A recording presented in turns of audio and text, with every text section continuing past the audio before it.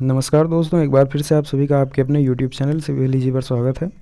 हम आपके बीच एक बार फिर से मौजूद हैं इरिगेशन इंजीनियरिंग के इम्पॉर्टेंट क्वेश्चंस को लेकर, जिसका एग्ज़ाम कल होने वाला है। तो आइए देखते हैं कि इसमें कौन कौन से इम्पॉर्टेंट क्वेश्चंस बन सकते हैं जो कि एग्ज़ाम पॉइंट ऑफ व्यू से काफ़ी ज़्यादा इम्पॉर्टेंट हैं। तो पहला क्वेश्चन है कि सिंचाई की आवश्यकता क्यों पड़ती है, वर्णन कीजिए। सिंचाई क्यों ज़रूरी है, इसका हमें वर्णन करना है। ये नॉर्मल सी चीज़ है, का सबको पता होगी। इसके बाद क्या है कि अगर क्वेश्चन को थोड़ा सा ही बड़ा करेंगे तो उसमें आपसे सिंचाई के लाभ व हानियाँ भी पूछ सकते हैं, एडवांटेज एंड डिसएडवांटेज भी आपसे पूछ सकते हैं। इरिगेशन के कौन कौन से एडवांटेज एंड डिसएडवांटेज हैं, या फिर कई बार क्या होता है कि एडवांटेज एंड डिसएडवांटेज को ये अलग अलग भी पूछ लेते हैं कि इरिगेशन के एडवांटेज एंड डिसएडवांटेज लिखिए। तो एक ही क्वेश्चन, पहले वाले क्वेश्चन से दो क्वेश्चन बन सकते हैं कि सिंचाई की आवश्यकता क्यों पड़ती है, और दूसरा बन सकता है कि सिंचाई के लाभ व हानियाँ लिखिए। दूसरा क्वेश्चन है सिंचाई कितने प्रकार की होती है, स्पष्ट करें। तो यहाँ पे आपको इरिगेशन के टाइप्स लिखने हैं, जिसमें आपने lift irrigation, flow irrigation, sprinkler irrigation and drip irrigation पढ़ा होगा। या फिर इसी क्वेश्चन को जब दूसरी लैंग्वेज में पूछेंगे तो पूछ सकते हैं डायरेक्ट आपको जितने भी टाइप्स की इरिगेशन होती है उन टाइप्स के नाम दे देंगे और आपसे सिंपल सा उन पे टिप्पणी लिखने के लिए बोल देंगे। थर्ड क्वेश्चन जो बनता है यहाँ से कि बारहमासी तथा मौसमी सिंचाई के बारे में लिखिए। बारहमासी को इंग्लिश में बोलते हैं पेरेनियल इरिगेशन एंड मौसमी को बोलते हैं नॉन पेरेनियल इरिगेशन।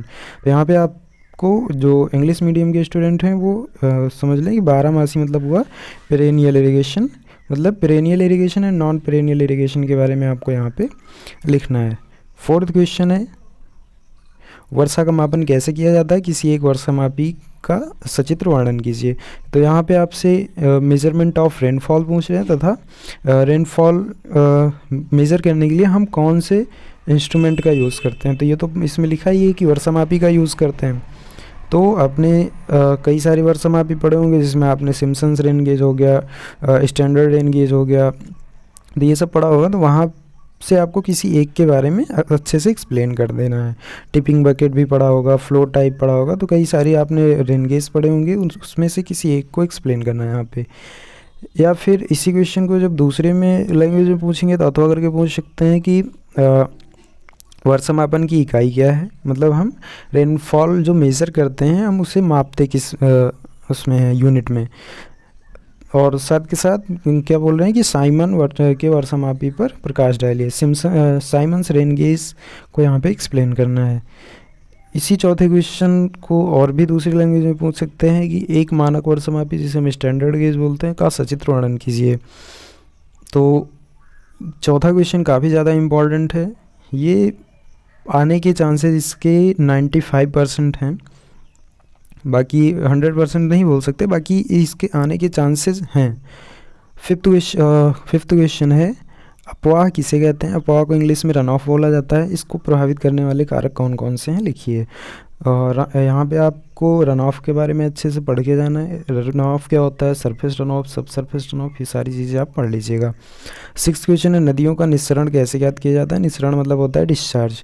तो डिस्चार्ज ऑफ रिवर आपसे यहाँ पूछा जा रहा है, और इसको कैलकुलेट करने के लिए जो भी हम विधियाँ अपनाते हैं, किसी एक विधि को आपको संक्षेप में यहाँ पे लिखना है। सेवन्थ क्वेश्चन में आपको टिप्पणी लिखनी है। सातवें क्वेश्चन में टिप्पणी लिखनी है। पहला जो है इसमें नगदी फसलें, कैश क्रॉप जिसे बोलते हैं इंग्लिश में। दूसरा है बेस पीरियड। थर्ड है फसलों का चक्रीय क्रम, रोटेशन ऑफ क्रॉप। फोर्थ है ड्यूटी एंड फिफ्थ है डेल्टा। यहाँ पे आपको फोर्थ ऑप्शन मिल जा रहा है ड्यूटी। ड्यूटी के बारे में आप अच्छे से पढ़ लीजिएगा। ड्यूटी काफ़ी ज़्यादा इंपॉर्टेंट टॉपिक है और इस पे क्वेश्चन आते हैं। तो बेस पीरियड, ड्यूटी और डेल्टा, इन तीनों को आप अच्छे से पढ़ लीजिएगा। बाकी इंपॉर्टेंट कैश क्रॉप और रोटेशन ऑफ क्रॉप भी है। ड्यूटी पे आपको एक दो क्वेश्चन हो सकता है इसमें और भी देखने को मिले। ड्यूटी पे क्वेश्चन पूछा ही जाता है।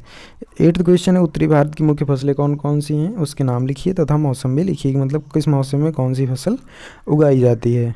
नाइन्थ क्वेश्चन है सकल सेच क्षेत्रफल, जिसे इसका दूसरा नाम नहरी क्षेत्र होता है। शॉर्ट में हो सकता है ये आपको देखने को मिल जाए GCA। GCA का मतलब होता है ग्रॉस कमांडेड एरिया। तो हिंदी भी आप याद रखिएगा, इसका दूसरा नाम जिसे सकल सेच क्षेत्रफल को नहरी क्षेत्र बोलते हैं, और इंग्लिश में इसी को ग्रॉस कमांडेड एरिया भी बोलते हैं। तो सारे नाम याद रखिएगा। क्वेश्चन पेपर को जब टिपिकल बनाना होता है तो या तो ये इंग्लिश वाले नाम को हिंदी में लिख के दे देते हैं या फिर शॉर्ट में नाम लिख के दे देते हैं। तो आपको short name, English and Hindi सारे नेम आपको याद रखने हैं।